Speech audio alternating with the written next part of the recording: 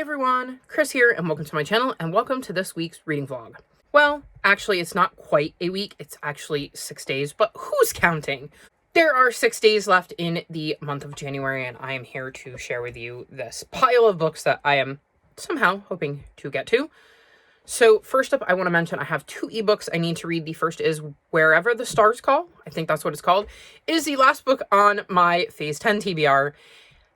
And I've got to read it. I will read it. I promise you I will read it. I will be taking a reward. I still have to film that. And technically it's the 27th, so there's only 5 days left. So I'm right on top of things. It's fine. It's totally fine.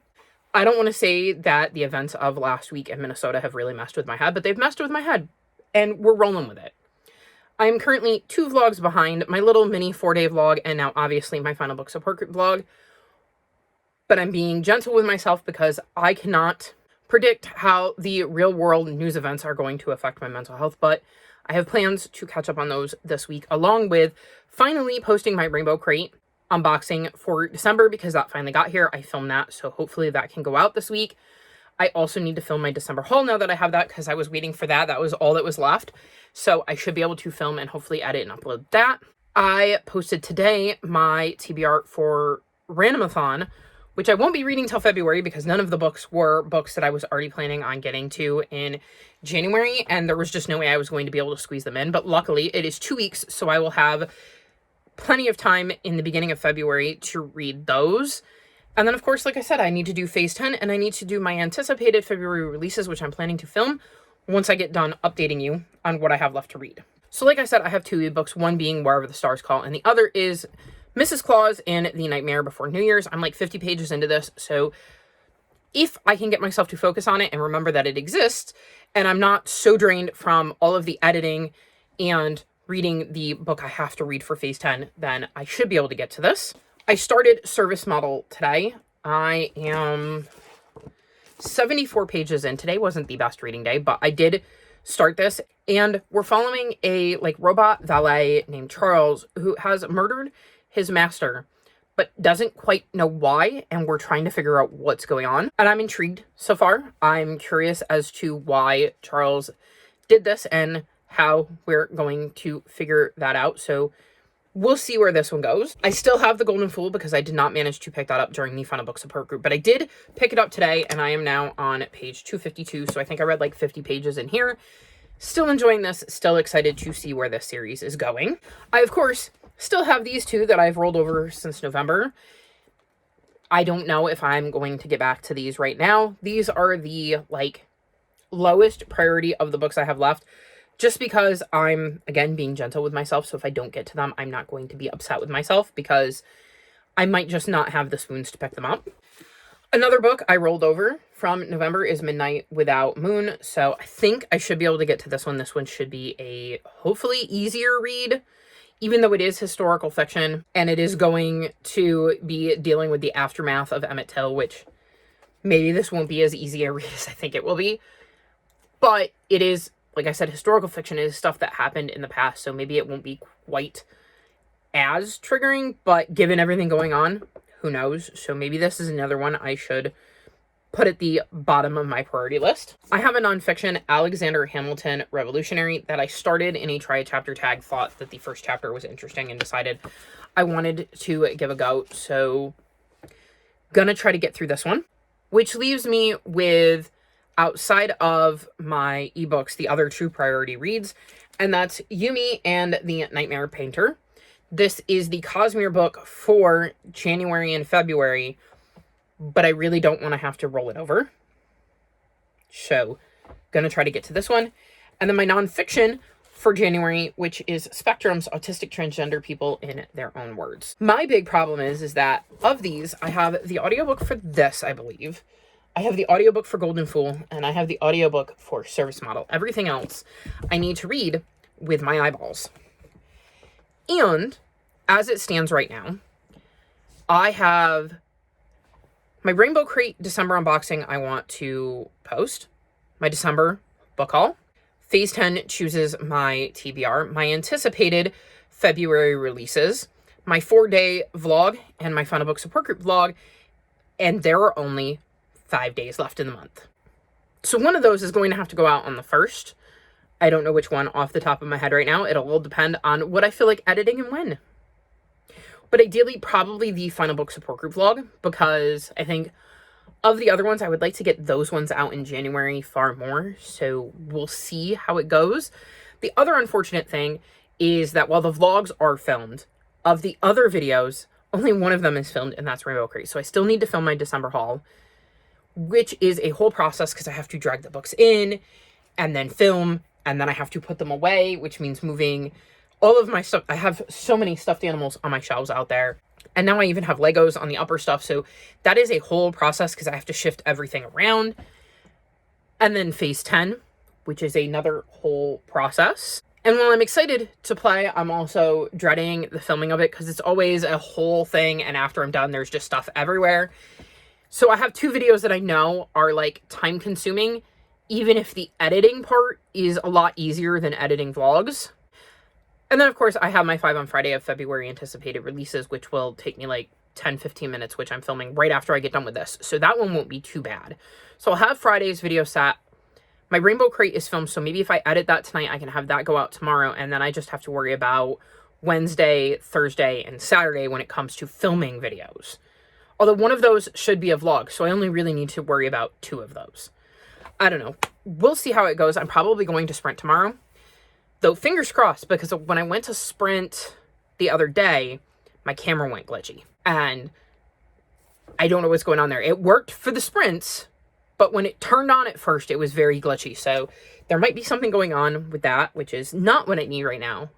I suppose I will figure it out. But this is a very long intro clip when I haven't done too awful much. So I'm going to wrap this up here, and I will check back in with you at some point, hopefully. Though, if not, I hope y'all understand I've got a lot of other stuff I need to film that takes priority, and give you an update or let you know how I did in January.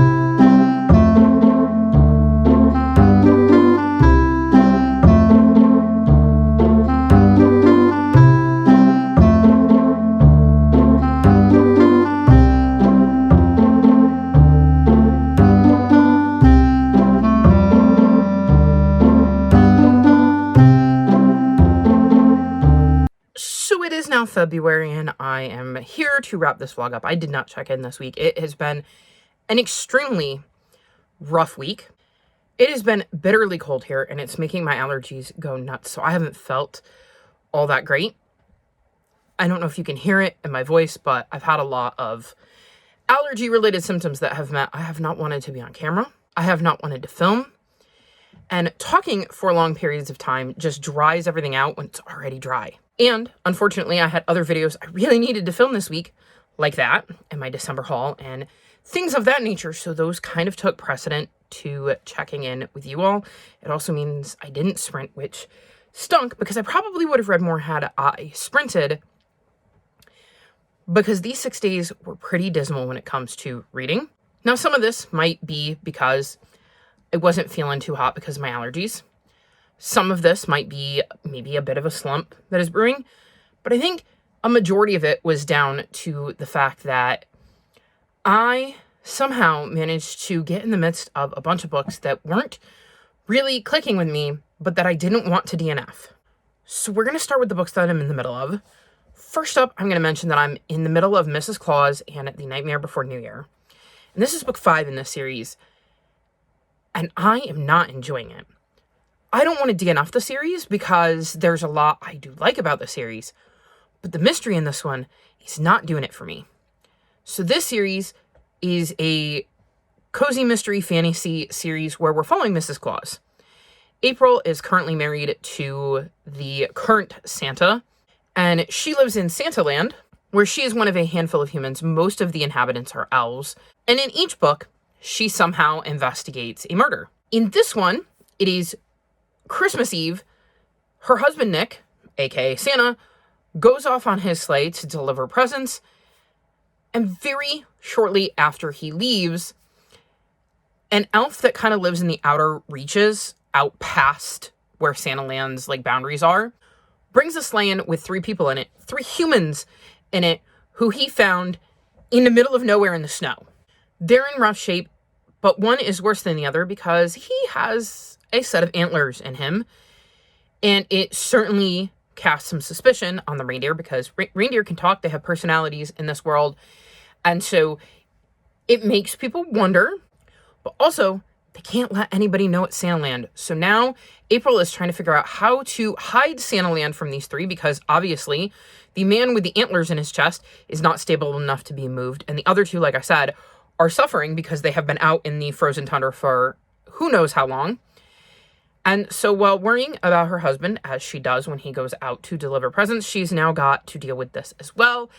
And then one of them ends up dead, and it's murder, so now she's dealing with that as well. And I am just not into this one.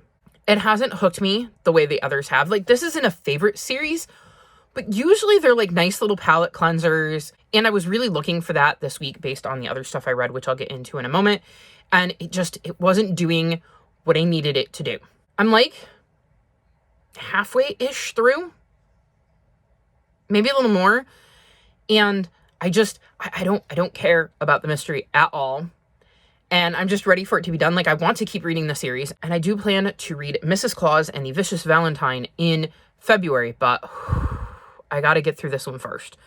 So that hasn't been fun. The other book that I'm currently in the midst of that I actually made progress on because I'm in the midst of several that I'm still not picking up. But anyways, I made progress in Alexander Hamilton Revolutionary.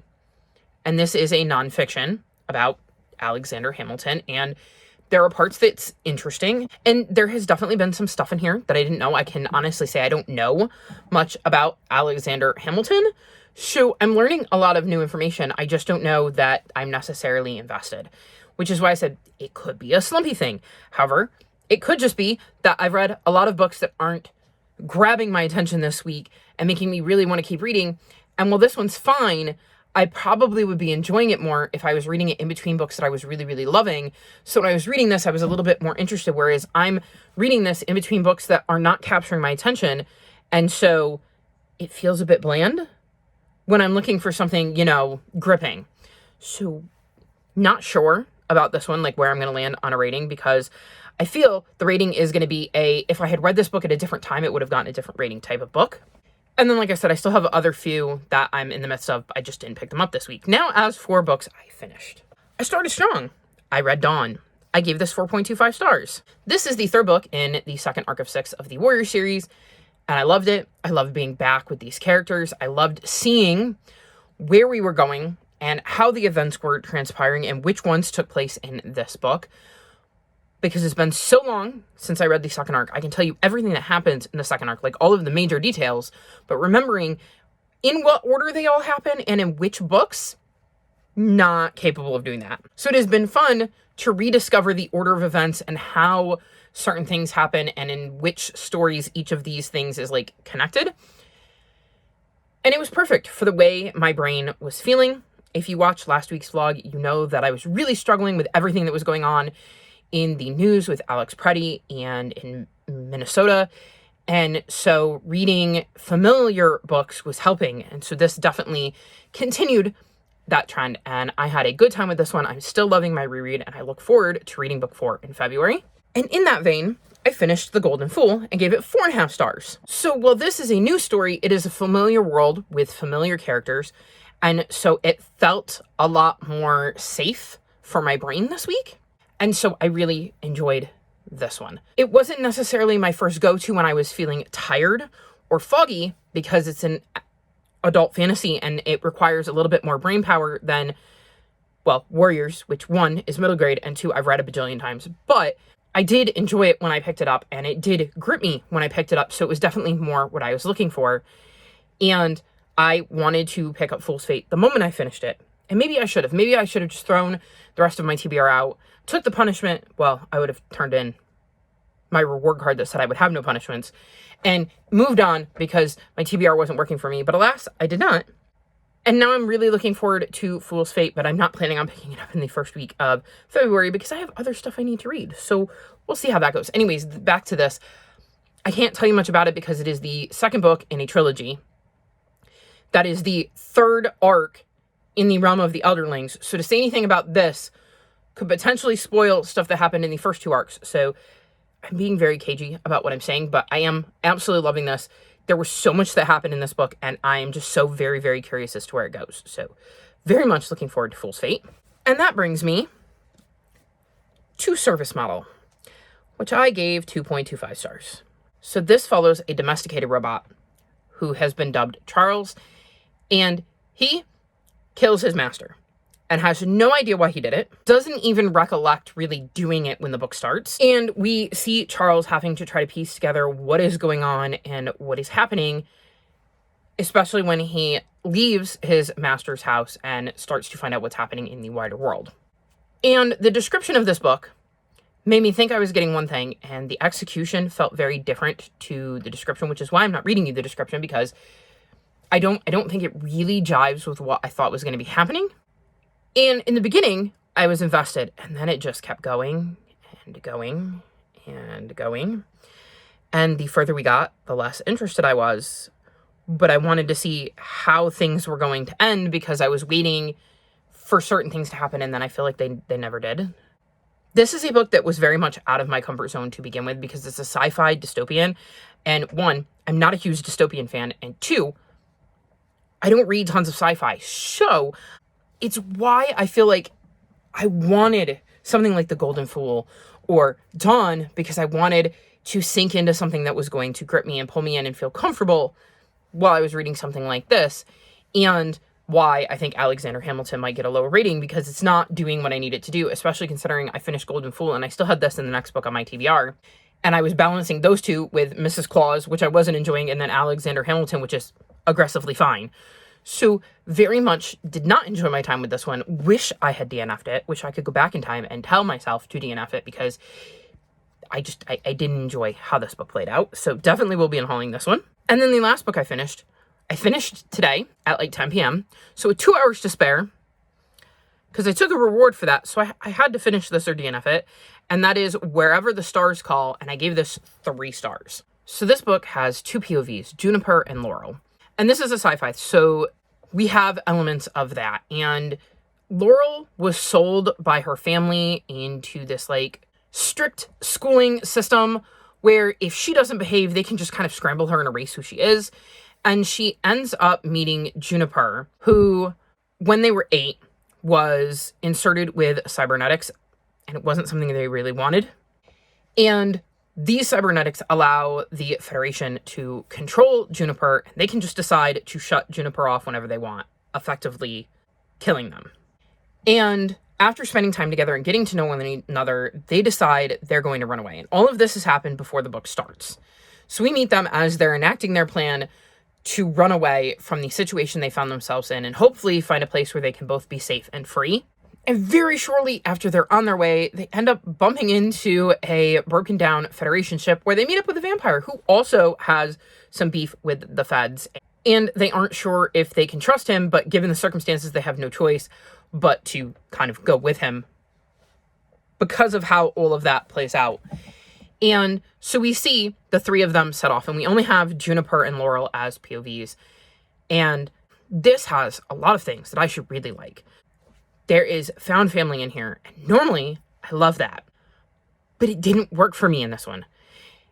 I gave it 3 stars. It was fine, but it wasn't something that compelled me to pick it up. I wasn't chomping at the bit to get back into it.